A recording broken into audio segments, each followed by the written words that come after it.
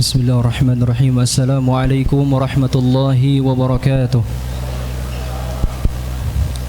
Alhamdulillahi rabbil alamin. Allahumma salli wa sallim ala sayyidina Muhammadin nuri kassari wa madadikal jari wa jama'na bihi fi kulli atwari wa ala alihi wa sahbihi ya nur, amma ba'd.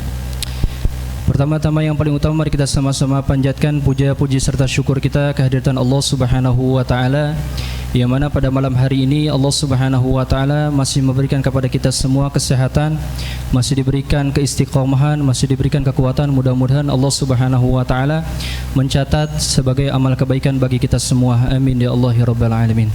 Salawat dan salam mudah-mudahan senantiasa tercurah limpahkan kepada junjungan alam kita, yakni habibana wa nabiyyana wa maulana Muhammad sallallahu alaihi wasallam, kepada segenap keluarganya, sahabatnya, keluarganya, tabi'in atau tabi'in, mudah-mudahan sampai kepada kita selaku umatnya. Amin ya Allah ya rabbal alamin.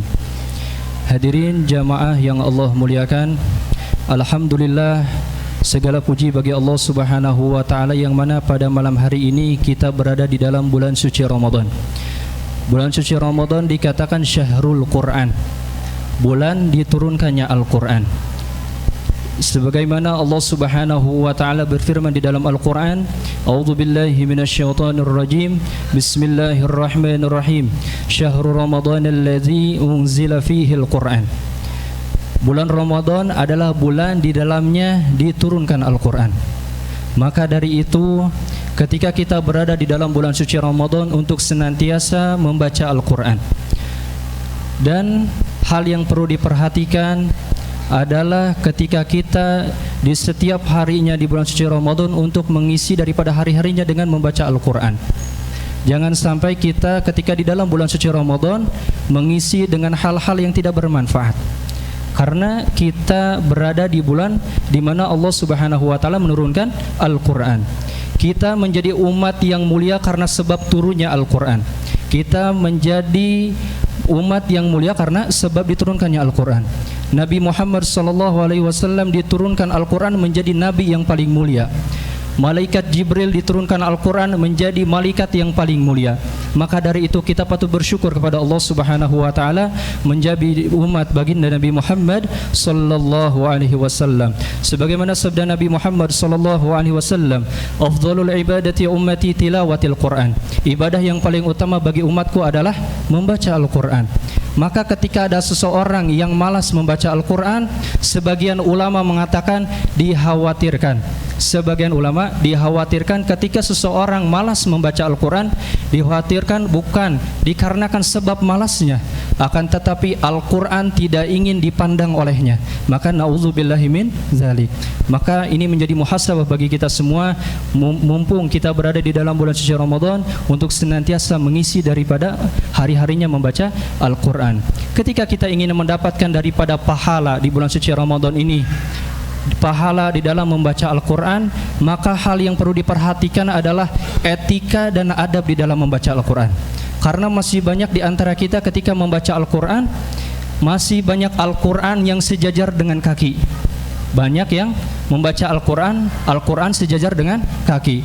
Bukannya kita mendapatkan pahala dari Al-Quran, malahkah mendapatkan laknat daripada Al-Quran. Na'udzubillahi min zalik. Maka ketika dari itu, ketika kita ingin membaca Al-Quran, hal yang perlu diperhatikan adalah adab-adab di dalam membaca Al-Quran. Jangan sampai ketika kita membaca Al-Quran bukannya pahala, keagungan, kemuliaan, keluhuran yang kita dapatkan, akan tetapi laknat yang akan kita dapatkan. Na'udzubillahi min zalik. Hadirin jamaah yang Allah muliakan, di antara keutamaan ketika kita membaca Al-Quran, yang pertama, orang tersebut akan meninggal dalam keadaan husnul khatimah. Orang yang senantiasa gemar di dalam hari-harinya membaca Al-Quran, orang tersebut akan meninggal dalam keadaan husnul khatimah. Dan yang kedua, orang tersebut akan mendapatkan keberuntungan dunia dan akhirat. Dan yang ketiga, orang tersebut akan mendapatkan obat dari sebabnya orang tersebut membaca Al-Quran. Dan yang keempat, menjadi sebab datangnya rezeki. Maka dari itu ketika kita ingin mendapatkan daripada keistimewaan membaca Al-Quran, perbanyaklah membaca Al-Quran. Dikatakan Al-Imam Syafi'i dan Al-Imam Hanafi, beliau menghatamkan Al-Quran di bulan suci Ramadan sebanyak 60 kali. Nah, kita di bulan suci Ramadan berapa kali menghatamkan Al-Quran? Al-Imam Syafi'i 60 kali di dalam menghatamkan Al-Quran. Al-Imam Bukhari beliau menghatamkan Al-Quran di bulan suci Ramadan. Ada riwayat yang mengatakan 80 kali, ada juga riwayat yang mengatakan 90 kali di dalam bulan suci Ramadan.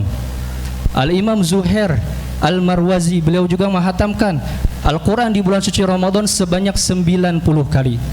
Dan Al-Imam Junaid Al-Baghdadi beliau ketika melaksanakan sholat sunat duha, beliau daripada setiap rakaatnya beliau membaca 2 juz di dalam setiap rakaatnya.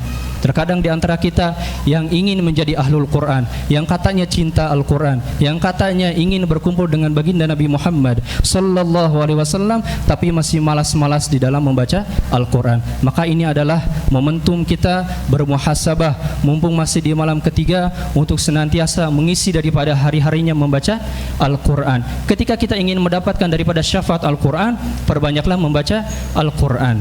Dan yang perlu diperhatikan, sebagaimana guru Al-Faqir Al-Alim Al-Alamah Al-Kiai Haji Al-Qari Ahmad Syahid, beliau mengatakan kepada para santri-santrinya, la tukhbirin nasa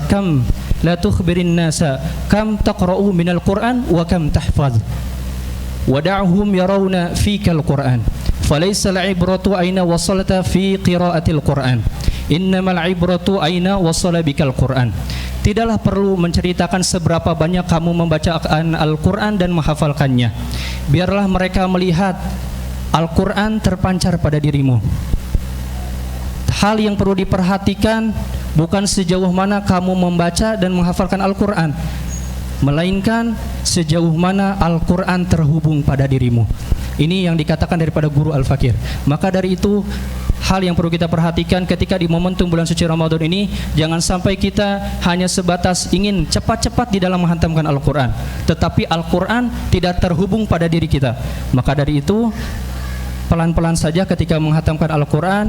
Mudah-mudahan ketika kita membaca Al-Quran, kita mendapatkan keberkahan dan kemanfaatan yang ada di dalam Al-Quran. Dan mudah-mudahan Allah Subhanahu wa Ta'ala dengan sebabnya di bulan suci Ramadan ini, Allah jadikan keturunan kita menjadi ahlul Quran, keluarga kita menjadi ahlul Quran, tetangga kita menjadi ahlul Quran. Amin ya Allah ya Rabbal Alamin. Subhanakallahumma wa bihamdika asyhadu an la ilaha illa anta astaghfiruka wa atubu ilaihi. Wassalamu alaikum warahmatullahi wabarakatuh.